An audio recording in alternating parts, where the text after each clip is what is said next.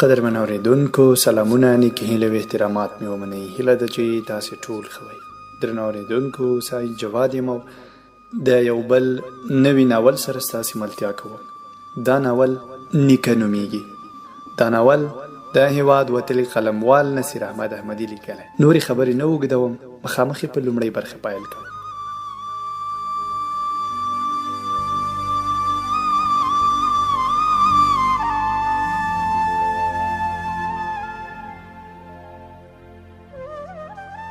د ډول غږ یو دم ودرېد. د نارینه وو غوړې څڼې د دوی پر خولو شویو ټنډو راښکته شوې. ښځو چیغې کړې. ماشومانو کورونو ته منډه واخیسته. د اتڼ ګرده دایره ماته شوه. ټولو غونډۍ ته کتل. اس وشڼېد. وړې تیږې ورغړېدې.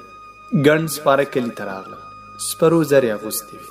د پلتهیي ټوپک اوږدې نلۍ یې تر اوسپنیزو خولو لوړې ښکارېدې. په چرمي پوښونو کې ټومبلو تورو ټال وخوړ. اسونه تر لوګي وهلو تورو دیګونو راوګرځېدل. د اسونو د ټنډو په تار تار سره بخونه زیږو ویښتو کې د لمر ژېړه رڼا پرته وه. د خولو کونجانې سپینو زګونو نیولي وو. ولاړو کلیوالو په ویره ورته کتل. یو چاغ پوځي له توره څخه ښکته شو. له سره یې اوسپنیزه خولۍ لرې کړه. یوه دیګ ته ودرېد. تر دیګ سرې لمبې راګرځېدې. پوځي له خپلې ملا اوږده چاړه راخلاصه کړه. د دیګ سر یې پرې وښویاوه. خپلو ملګرو ته یې وکتل. یو دم یې وخندل. د پسه ښوروا. کلیوالو ته یې سترګې ور واړولې. چیغه یې کړه. ولې غلي شوئ؟ هله! ډول وډنګېد. د اتڼ دایره جوړه شوه. اتڼ ورو. د اتڼ کوونکو په سترګو کې ویره ښکارېدله. ټولو پوځیانو ته کتل. پوځي چیغه کړه. یو څه ژوندي شئ! دیګ ته یې وکتل. ژېړه ښوروا یې شیدله. په سپینو زګونو کې به کله کله د غوښې بڅري سر ته راغله. پوځي پر اسونو سپرو کسانو ته وکتل. وی ویل: هالی نو، خپلې ګېډې ډکې کړئ. پوځیان له اسونو ښکته شول. پر لیکي لیکي ټغرونو کېناستل. چاغ پوځي چیغه کړه: مېلمانه عزت غواړي. څو کلیوالو په بیړه کاسې ور واخیستې. په دیګ کې یې څمڅۍ ووهلې. کاسې له غوښو ډکې شوې. شېبه وروسته د ټولو پوځیانو ژامې خوځېدې. د چاغ پوځي له خولې د غوښې وړې ټوټې باد شوې. ناره یې کړه: مړې سترګې مو راته نیولې دي. څه ته ګورئ؟ حاصلات راوړئ. ډول ودرېد. څو کسان کورونو ته ننوتل. یو بوډا کړو په ملا نیولې وه. راغی. وړه کڅوړه یې پر خاورو کېښوده. درب شو. پوځیانو ور وکتل. پر ځمکه د دوو ډکو بوجیو د لوېدو دوړه لا نه وه ناسته. څو نورې غوټې هم راغلې. چاغ پوځي خپلې وروځې ورسره وروستې. بس همدومره؟ پر ملا کړوب بوډا پر خپله تروه ټنډه د خیرن څادر پیڅکه تېره کړه. وی ویل: صاحب، موږ ټول وکوره یو. سږکال د حاصلاتو هم چندان خونده نه وه. چاغ پوځي ودرېد. دیګ یې د بوټ پر څوکه پورې واهه. د نغري لوګي وهلې تورې ډبرې وښویېدې. دیګ ړنګ شو. پر خړو خاورو د پخو غوښو ټوټې ولوېدې. چیغه یې کړه: په ودونو کې پسونه پخوئ، خو د مالیې ورکړې ته بلا وهلي یاست. ړنګ دیګ ته نږدې له ژېړې لمدې خاورې مړه تاوونه پورته کېدل. کلیوال وارخطا ول. چاغ پوځي چیغه کړه: هالی! کورونه وپلټئ. پوځیان کورونو ته ورننوتل. ښځو ماشومانو چیغې کړې. ټول له کورونو راووتل. شېبه وروسته د اتڼ میدان له غوټو او بوجیو ډک شو. یوه پوځي څو چرګې تر پښو نیولې وې. دوو نورو په وزو پسې منډې وهلې. چاغ پوځي تر ناوې راوګرځېد. ودرېد. په خندا یې وویل: له کومه پوه شم چې ښایسته یې که نه؟ یوه کلیوال ځوان منډه ور واخیسته. چاغ پوځي تر ستوني ونیوه. ځوان نښ کړل. تر زړه یې نیزه ختلې وه. چیغې شوې. د کلیوالو سترګې رډې راختلې وې. چاغ پوځي وخندل. د خپل سره کوټ غاړه یې سمه کړه. د ناوې ټیکري ته یې لاس ور واچوه. نجلۍ لوڅ سر ودرېده. کلیوالو چیغې کړې. یوه ولاړ اس ته اوږه ورکړه. اس پر سره دیګ ورغی. پوځي پر جوش ښوروا ولوېد. چیغه یې کړه. لمنې یې اور واخیست. په سرو غوړجنو کې پټ شو. بل ډبرې ته لاس کړ. ډبره د یو پوځي سره ته سیخه شوه. لاس ښکته راوغورځېد. آسونه وشڼېدل. تورې وځلېدې. له ټوپکو سپین لوګي راووتل. کوچنی کلی سرو لمبو ونیو.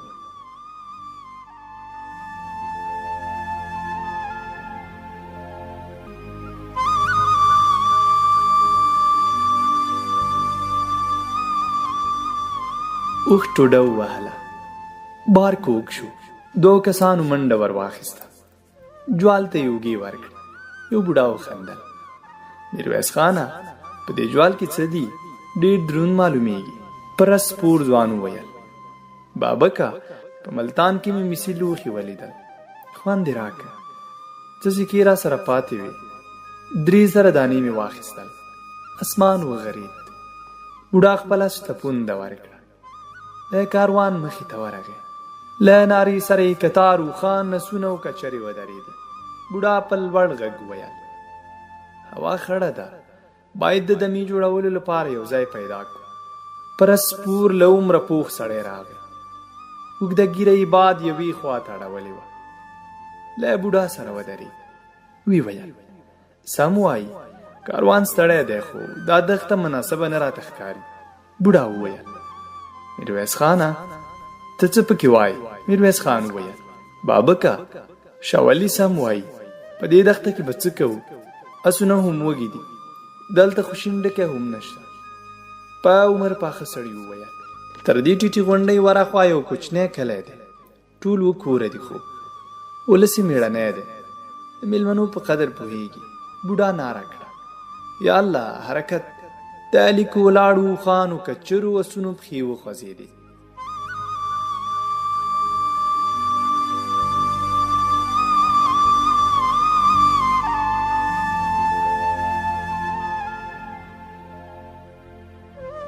باران تیزی کوله. ځای ځای ډنډ سرې اوبه ولاړې وې. اوبو له وینو رنګ اخیستی و. د سوداګرو بار اسونه، کچرې او اوښان یوې خوا ته ولاړ ول. میرویس خان د یوه ماشوم په خټو لړلی جسد ور پورته کړ. د ماشوم تر زړه غشی وتلی و. نږدې غږ یې واورېد. هېڅوک هم ژوندي نه دي پاتې. میرویس خان ور وکتل. د بوډا له ږیرې مړې اوبه څڅېدلې. یوه ناره راغله. هلئ، دا ښځه ژوندۍ ده. څو کسان ورغلل. یو نیم سوځېدلی لرګی یې پورته کړ. زړه ښځه یې له خټو راوویسته. یوه سړي د اوبو د پتک سر خلاص کړ. د زړې ښځې په خوله کې یو غړوپ اوبه ور واچولې. زړې ښځې وټوخل. یو ځوان په بیړه وویل. څوک و؟ چا په دې حال کړی؟ د ښځې سترګې نیم کښه شوې وې. له وچو شونډو یې څو مات ګوډ ټکي راووتل. د ګر سر یوې خوا ته وځړېد. بوډا د ښځې اوږو ته ټکان ورکړ. چیغه یې کړه. وایه، دا د چا کار و؟ یو غږ یې واورېد. مړه ده. بوډا د زړې ښځې پر نیمکښو سترګو لاس تېر کړ. ولاړ شو. شاوخوا یې وکتل. په خټو کې د انسانانو غوڅ شوي اندامونه پراته ول. په روغو جسدونو کې غشې او نیزې ولاړې وې. بوډا ټیټ شو. په خټو لړلی له رنګ سور کوټ یې ور پورته کړ. ورو یې وویل. دا سره کوټونه یوازې د ګرګین عسکره غوندي. یوه ناره کړه. یوه خولۍ. ټول ورغلل. بوډا په خټو لړلې اوسپنیزه خولۍ ور واخیسته. ویې ویل. اوس پوه شوئ؟ د ګرګین د عسکرو کار دی. میرویس خان سوړ اسویلی واخیست. ویې ویل. ټول څو کسان دي؟ یو ځوان ځواب ورکړ. 2 نارینه، نور ښځې او ماشومان. یوه ناره راغله. دلته راشئ. ډله ورغله. ټولو خپلو سترګو ته لاسونه ونیول. په ګڼو بوټو کې حلاله شوې لوڅه لغړه ناوې پرته وه. بوډا خپل څادر پرې واچوه. میرویس خان وویل. 3 قبرونه وکیندئ.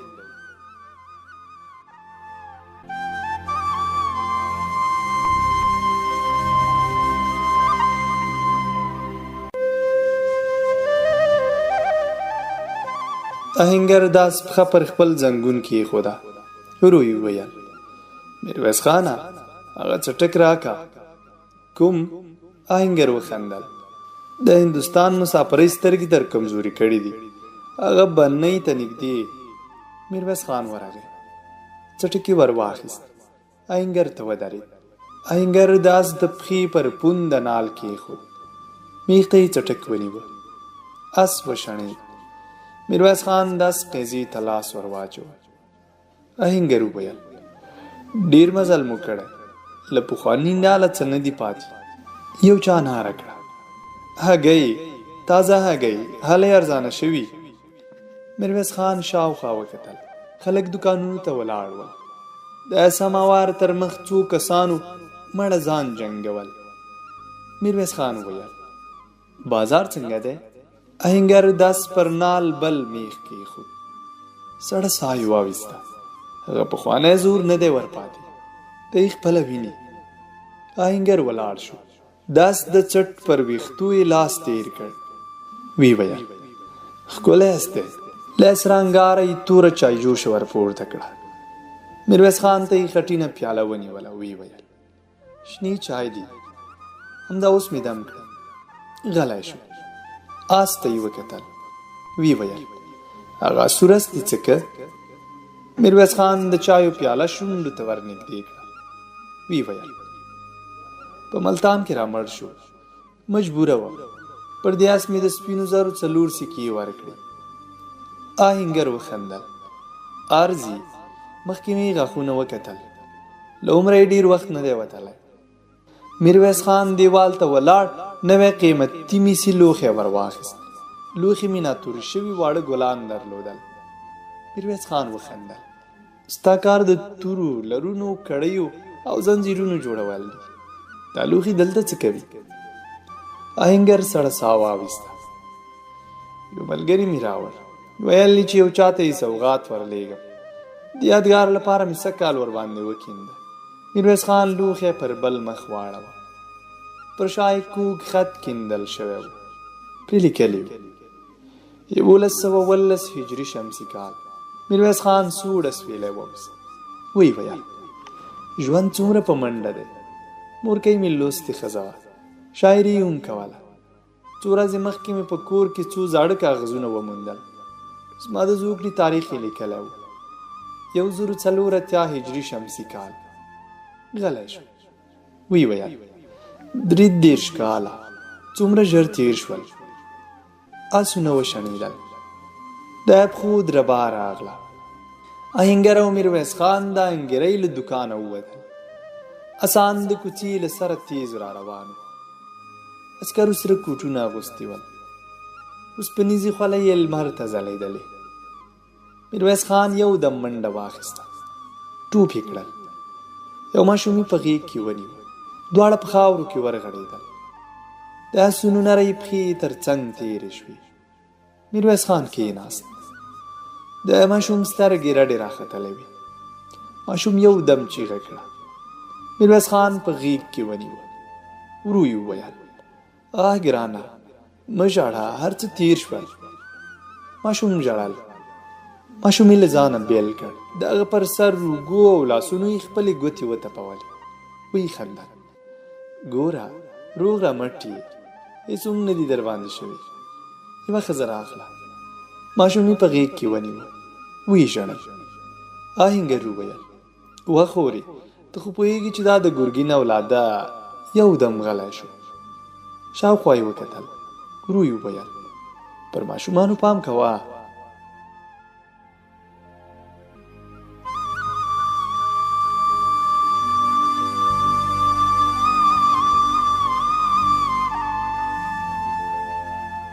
قدرمن اورېدونکو، دا و د نیکه ناول لومړنۍ برخه. تر بلې برخې سعید جواد او احسان الله ځلاند ته اجازه ورکړئ. رب مل ښه وختونه ولرئ.